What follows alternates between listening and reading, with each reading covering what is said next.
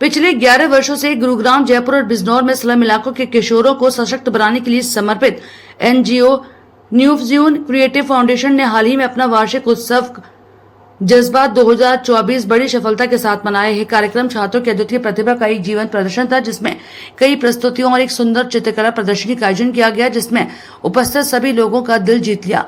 कार्यक्रम की शुरुआत गुरु स्वाति सिन्हा के मार्गदर्शन में एक शांतिपूर्ण गणेश वंदना से हुई, जिसमें एक श्रद्धा में उत्साहपूर्ण वातावरण का निर्माण हुआ। इसके बाद दर्शकों को नाटक बद्दुआओं के बीच प्यार और दुआओं का सफर ने गहराई से प्रभावित किया, जिसे पंकज गुप्ता ने निर्देशित और अविनाश ने कोरियोग्राफर किया। इस शक्तिशाली प्रदर्शन ने किन्नर समुदाय, समाज और अपने परिवारों में स्वीकृति पाने के संघर्षों को मार्मिक ढंग से प्रस्तावित किया। न्यूफ्यूजन क्रिएटिव फाउंडेशन ने किन्नर समुदाय के कई सदस्यों, जिनमें गुरु मां शिल्पी चौधरी भी शामिल थी, उनके साहस को समाज में उनके योगदान के लिए सम्मानित किया। जज्बा 2024 का एक महत्वपूर्ण आकर्षण प्रतिष्ठित काका हाथरसी पुस्तकों का वितरण था। पिछले 8 वर्षों से न्यूफ्यूजन ने पद्मश्री काका हाथरस जी की जयंती और पुण्यतिथि के अवसर पर इन पुरस्कारों का आयोजन किया है। न्यूफ्यूजन की संस्थापक डॉक्टर अनुभूति ने साझा किया कि इन पुरस्कारों की स्थापना छात्र को प्रेरित करने और काका जी के जीवन और कार्यों के बारे में जागरूकता फैलाने के लिए की गई है, ताकि नई पीढ़ी उनके उज्जवल जीवन से प्रेरणा ले सके। इस वर्ष काका हाथरसी शिक्षा पुरस्कार गुरुग्राम की वर्षा दास को उनके सराहनीय शैक्षिक करियर के लिए प्रदान किया गया। काका हाथरसी प्रेरणा पुरस्कार, जो मैजिक क्रिएशन द्वारा प्रायोजित था, रेशमा को उनके शैक्षिक और प्रदर्शन व दृश्य कला में असाधारण विकास के लिए दिया गया। इसके अलावा काका हाथरसी शिक्षक पुरस्कार बिजनौर की अल्पना देवी को उनके स्कूल में उत्कृष्ट योगदान के लिए भी दिया गया। एक महत्वपूर्ण घोषणा में डॉक्टर अनुभूति ने बताया कि न्यूफ्यूजन का प्रदर्शन और दृश्य कला संस्थान अब पद्मश्री काका Hathrasi institute of performing and visual arts के नाम से भी जाना जाएगा। काका जी की विरासत को आगे बढ़ाना है और नई पीढ़ियों को कला के माध्यम से प्रेरित करना है। इस मौके पर उत्कृष्ट योगदान को मान्यता देते हुए न्यूफ्यूजन गोल्डन फिनिक्स अवार्ड संध्या चंद को उनकी अकादमिक सफलता के लिए दिया गया। न्यूफ्यूजन लॉन्ग एसोसिएशन पुरस्कार स्मृति पांडे को उनके अटूट समर्पण के लिए प्रदान किया गया। सबसे समर्पित स्वयंसेवक टीम पुरस्कार आवाम की आवाज को न्यूफ्यूजन की पहलों के प्रति उनके करीबी सहयोग और निरंतर समर्थन के लिए दिया गया। कला पुरस्कार प्रियंका दिवाकर को उनकी नृत्य के प्रति समर्पण के लिए प्रदान किया गया।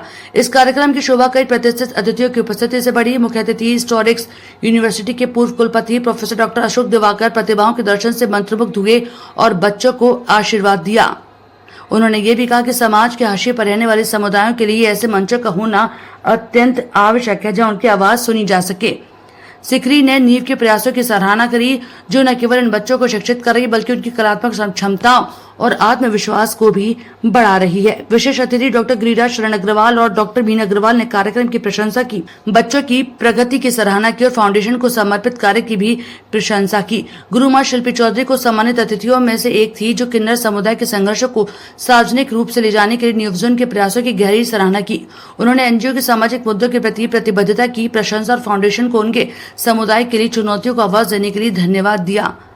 जज्बा 2024 की सफलता न्यूफ्यूजन की टीम के समर्पित प्रयासों के कारण संभव हो सकी, जिसमें टीम के सदस्य फरोज खान, आर्यन कुमार, स्मृति पांडे, रीता दीवान, गौरव आदि शामिल थे। कार्यक्रम का समापन राहुल भटनागर के हार्दिक धन्यवाद ज्ञापन के साथ हुआ, जिसमें उन्होंने कार्यक्रम के प्रायोजकों पास्को ऑटोमोबाइल्स, आवाम की आवाज, मैजिक क्रिएशंस, नायफार्ट कैटरिंग और हिंदी साहित्य निकेतन के अटूट समर्थन को स्वीकार किया।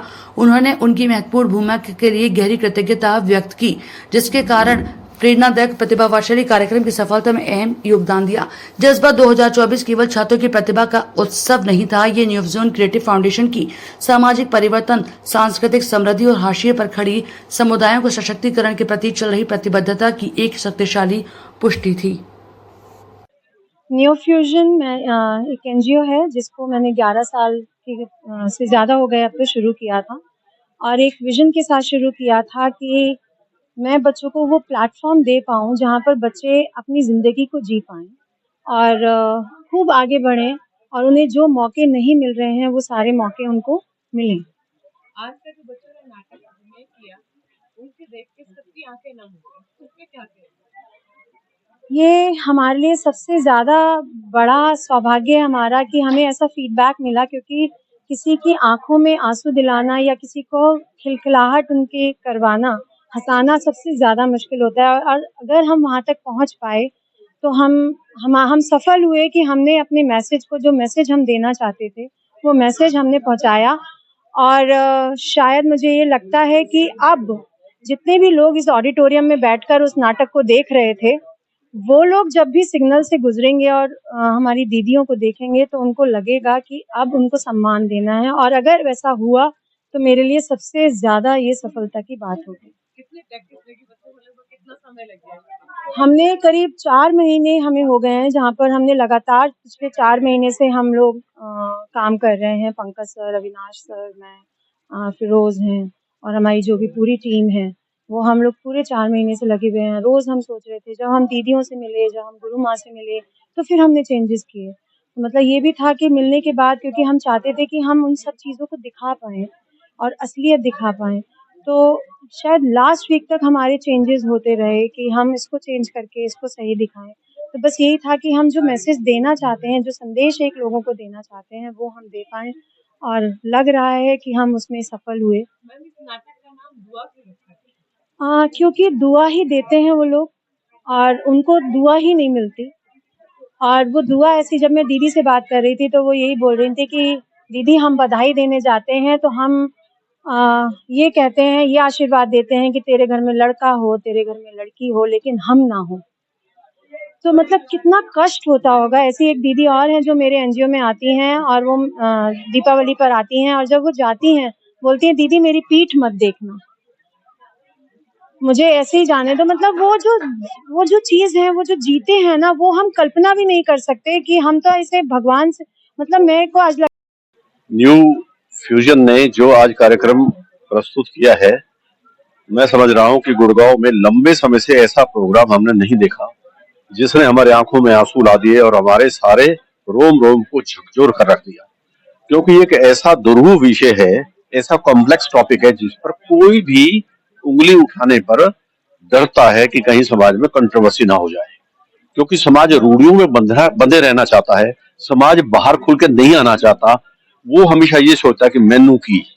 लेकिन पहली बार मैडम ने और उनके परिवार ने ये जो नृत्य नाटक पेश किया है, पहली बार बंधनों को तोड़कर उन बच्चों ने उस विषय को दिल्ली तक पहुंचाया, सारे देश तक पहुंचाया है कि अब हमें अपना नजरिया बदलना पड़ेगा। ट्रांसजेंडर भी इंसान है, वो भी भगवान की देन है। हम अगर इस प्रकार भेदभाव नीति से उनको देखते रहे, उनको लांछन लगाते रहे, उनकी इंसल्ट करते रहे, तो वो कहाँ जाएंगे जिसकी वो गलती भी नहीं है कोई। मुझे तो बहुत ज्यादा आनंद भी आया, मैं भावुक भी हुआ थी।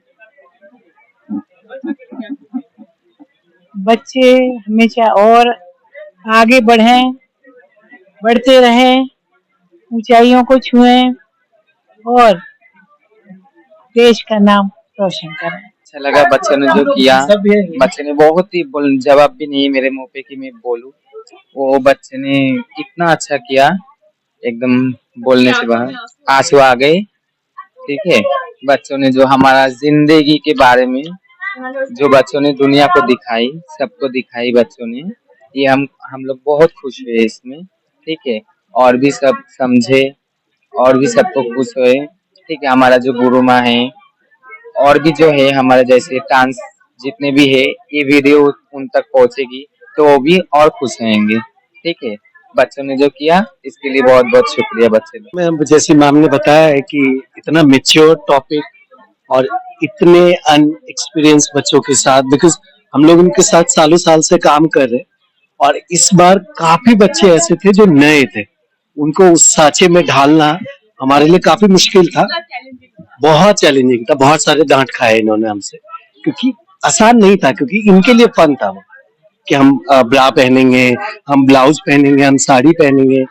तो जिस एज में ये बच्चे हैं उनके लिए एक तरह से फन था, लेकिन उस चीज को समझाना कि जो कैरेक्टर आप कर रहे हो वो लोग ये चीज करते हैं, सोचो वो क्या सोचते हैं। देखिए, ये जो प्ले जो हम लोग सोच रहे थे, इसमें सबसे बड़ी बात मैं ये कहूंगा कि एज ए डायरेक्टर मुझे डर लग रहा था कि क्योंकि बच्चे छोटे हैं और ऐसा ना हो कि वो हंसी का पात्र बन जाए।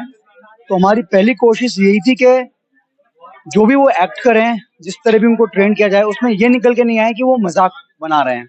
ये मैं बिल्कुल नहीं चाहता था। हम लोग अक्सर ये डिस्कस किया करते थे कि बच्चों को ना सही से गाइड करना है, उनके बारे में सही से बताना है। मतलब बेसिकली कहीं ऐसा ना हो कि बस वो एंट्री करें और कुछ उनकी जैसे वो रिएक्शन करते हैं, जैसे वो एक्शन करते हैं, उस पर कुछ हंसे। वो हम लोग बिल्कुल नहीं चाहते थे। और आई थिंक बच्चों ने काफी मेहनत करी, काफी ये जो बच्चे हैं ना, इनको मैं करीब जब से एनजीओ शुरू हुआ है तब से देख रही हूँ, और इनको बचपन से बड़ा होते और अब अपने पैरों पर खड़ा होते देख रही हूँ। तो जब भी इनको स्टेज पर देखती हूँ या इनकी कोई भी कहानी सुनती हूँ ना, तो बहुत भावुक हो जाती हूँ, बहुत ज़्यादा। और कुछ बच्चे तो आप पढ़ा रहे हैं, तो इतनी प्राउड फीलिंग हो रही थी आज उनको स्टेज पे देख के। जो उन्होंने स्टोरी हमारे सामने रखी, वो तो एक अलग बात है, क्योंकि उसमें तो उन्होंने एक ऐसे तथ्य को सामने लेकर आए जो हमें पता नहीं था, और हमारी सोच शायद आज उन्होंने बदल दी।